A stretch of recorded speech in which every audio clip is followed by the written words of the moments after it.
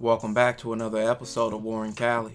In this episode, I'm going to detail the story of rapper J Diggs. J Diggs would grow up in the crest side of Vallejo, which was known for being one of the most dangerous communities in Vallejo, with a lot of drug dealing and street violence going on in the area. Growing up in the 80s in the crest, J Diggs would experience a lot and see a lot, and by 14 years old, he would be in the streets. He began selling drugs, and selling drugs became his way to support himself and his way of life. By 16 years old, this led to him moving from his mom's house, with him becoming his own man and living the way he wanted to live. He would drop out of school and stop playing football. But that same time period, the crest had a lot of things going on. And Vallejo PD wanted to bring all the criminal activity going on in the crest down. This will lead to J Diggs himself being arrested and spending some time in juvenile hall after being arrested in the raid. After this, J Diggs and his crew of friends from the crest will come up with another idea of how to get paid that didn't require selling drugs and sitting on the street corner in the eye of the police, who already had the crest under watch. But instead, they would start committing robberies off a suggestion from a friend who already had a robbery in place, and that would be an inside job, making a robbery easy, and the place was a pizza parlor. This would make J Diggs fully stick to robbing as a source of income because it was quick and it was easy. J Diggs and his friends would be bringing in 8 to 10,000 each place they robbed. The lowest would be a few thousand. The crew of robbers would call themselves the Romper Room Crew, which was later called the Romper Room Gang. They would get the name from a show that they grew up watching. Outside of robberies, the crest had an up-and-coming rapper making noise in the area, and his name was Mac Dre. Mac Dre was in the streets, but took rap serious, so he wasn't involved in all the activities that the Romper Room Crew was in. Dre would be focused on rapping and putting his crew on. That way, he was building buzz all through Vallejo and the rest of the Bay in the early 90s. Romper Room Crew will move up from robbing pizza parlors and chain restaurants to banks. J Diggs would scout for banks and watch daily on how several banks operated. He did his homework well, leading to the crew robbing several banks, making over $100K in one of the bank robberies. They typically would bring in $40K per bank. With the money they were bringing in for bank robberies, they were able to help fund Mac Dre's rap career even further, and Mac Dre would drop a song called Punk Police in 1992, where he would name the actual police who was harassing him and the Romper Room Crew. The police would be pissed off about this and want to take the crew down and harass them even more. With Mac Dre gaining more fame, he would start doing shows, and one of the shows he would do would be in Fresno, and he would take his whole crew with him. With being in Fresno, J Diggs would be checking out the area for more banks to hit. The Romper Room Crew had the Bay Area on notice, with committing over 40 robberies, including banks and restaurants. Weeks later, after scoping out Fresno, J Diggs and his cousin Kilo would go back to Fresno to rob a bank. They had a driver named Corey, who later turned out to be a snitch. He wore a wire the whole time. Mac Dre would tag along, and the four men would drive to Fresno. But Mac Dre wouldn't go with them to the robbery, but instead, he would stay in a motel room, waiting on the three to come back. Mac Dre only went because he had a girl in Fresno that he wanted to see. While arriving to the bank, J Diggs would notice cameras and a news van, so they would leave the bank and abort the mission. They would all decide to leave Fresno and go back to the Bay. Corey drove the stolen car that they came up in, and J Diggs, Kilo, and Mac Dre, they were driving J Diggs' car. But on the way back, they would be pulled over by the police, and Corey's car wouldn't be pulled over. He wasn't arrested, and then they would later learn that he was a snitch the whole time. J Diggs, Mac Dre, and Kilo would all spend a year in county jail before being sentenced. Mac Dre would end up doing 6 years, even though he didn't participate in any crime. Kilo did 8, and J Diggs did 10. After being released from prison, J Diggs would come home to Mac Dre's career bigger than ever before, with Mac Dre being the face of the Diz movement and a record label Diz Entertainment. And this movement took over the whole NorCal and was a big influence to other places. J Diggs would get to experience this and his friend taking the crew to new places that he never thought they would. But just when everything was going good, Mac Dre would be shot and killed in Kansas City after a concert in 2004. Rapper Fat Tone was said to be the alleged killer, but this would later come out to be false. But Fat Tone was killed shortly after by Bay Area rapper Mac Minister. After Mac Dre's death, J Diggs and several others kept Mac Dre's name alive and Diz Entertainment by releasing other albums from several rappers through the label, even releasing Mac Dre's albums after his death. J Diggs would even start taking rap serious. But in 2008, Diz Entertainment would be brought down after Diz Entertainment artist PSD would be arrested in the airport with 1,000 pills. He would start telling on the whole Diz Entertainment crew for a reduced sentence. This will bring an indictment on a lot of the crew members, but J Diggs will not be involved in this indictment. J Diggs will later diss PSD in a song. J Diggs will later leave the Bay and live in Hawaii and Vegas, but in 2012, he will be arrested for attempted murder after a fight, but the charges will later drop.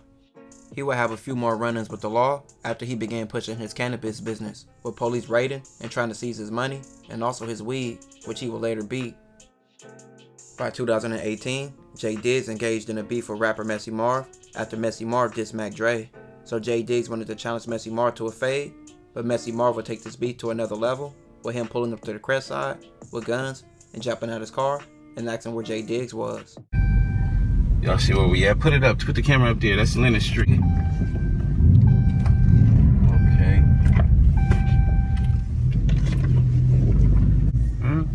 Okay. Nigga, Black Squad Mafia clear. Come on. Where J Diggs at? It's Messy Marv. Where J Diggs at? My kids right here, daddy. Ain't no my kids right here. Let go. My kids right here. Tell J Diggs I came through here, nigga. This will lead to J Diggs making a Messy Marv challenge and have people recreating the video that Messy Marv did, making fun of him. Black Scout Mafia, bounty hunter. Huh? Finding that it. Come on. Come on. Come on. Come on. Come on. Got the car seat, nigga. Come on. Got the car seat, nigga. Got the car seat, nigga. Come on in. Hey, blood. What where J Diggs at, blood? What? No, let one off. Let one off, nigga. We know we got it. We know we got it, blood. Huh? Yeah, tell me I'm coming through this thing every day. J Diggs will make a diss song called Where J Diggs At, aimed at Messy Marv in 2019. A few years later, J Diggs and rapper JT the Bigger Figure will have a big fallout, with JT saying J Diggs was fake, but J Diggs will say this was out of nowhere after JT just appeared in his video and they was cool. JT would be making claims that J Diggs was stealing money from Mac Dre and his family. How do you think that J Diggs killed Mac Dre? Nah. We gonna clear that up. Okay. J Diggs didn't kill Mac Dre. Let's be very clear. Like I can almost say for certain.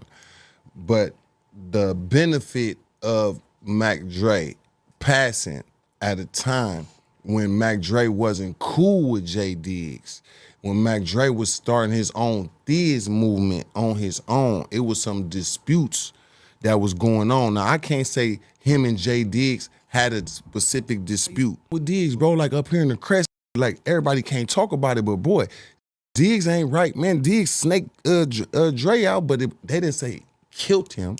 It's the fact of you take a man's legacy and you use a man's name and then you benefit financially and the public thinking you all this with Mac Dre face on your thing, you know what I mean? But you ain't never gave his daughter no money. You ain't never, like, his mom straight, so let's take his mom out. How is you Mac Dre best friend and you ain't never bought his daughter a car, but you done made all these M's off of Dre's name? The world is loving you because you connected with him, you know, so that is what me and his disputes. J Diggs would downplay this and say that JT was lying. Likes and views. He's a good storyteller. He has a lot of stories he tell, and it be truth, and then he put his spin on it. He was here, he did this, he did that. He tells all these stories. But me, myself, personally, let me say this, and I'm saying it on camera, and like I said, that is the CEO of Thiz Nation.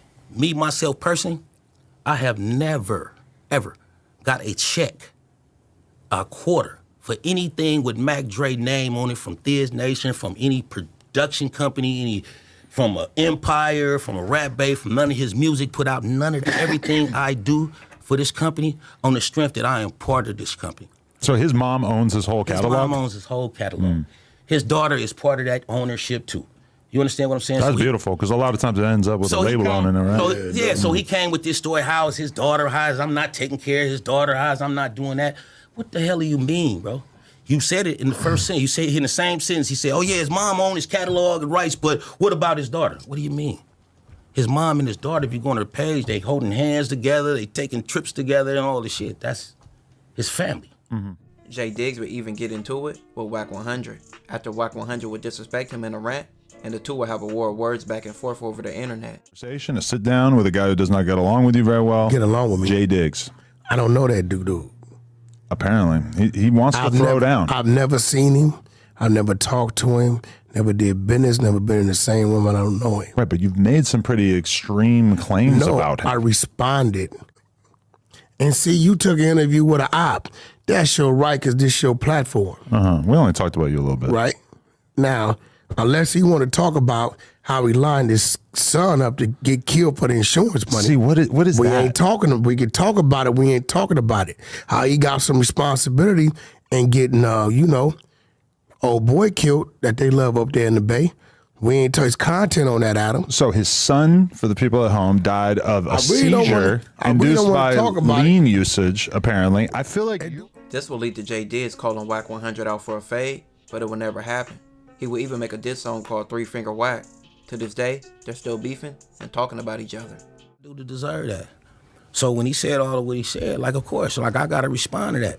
And then, not to mention, as soon as he got off a line, he went on his Instagram and then he put a word on the street, Jay Diggs married to a man. And then he put that on his Instagram, still on his Instagram. He put that on his Instagram. And then a couple podcasts later, he started talking about, I heard he had his homeboy, Mac Dre, killed. Then he said something about, I heard he registered sex offender. He's a pedophiler. He said, what I want to do, what you gonna do? Let's just do that. Let's do that like men. You feel what I'm saying? Like I told 1,000 times. You feel me? Let's do it for the culture, man. Let's show that the two people that got a beef can get in the ring. Or not, we don't got to get in the ring. We can go right in front of the no jumper sign. I won't bare knuckle and let's get it up. Maybe in back. Set it up. Like that's what I'm saying. Just two men. If you guys are gonna do that, you're gonna do it without me. Two grown men. Set it up, Adam. I just want to beat him up. That's all. We ain't got to. After that, it could be over with. I'm not gonna lie. You guys are both cannonball-esque men. I will knock him out, Adam. Period. I'm not picking favorites on this one. Yeah, we'll tell him let's do it. Jay Diggs is still active in music, being a part in over 20 albums in his career. Also being a businessman, having several ventures, and several different streams of income. This will conclude this episode. If you haven't already, make sure you check out my previous episodes. Don't forget to like, comment, and subscribe.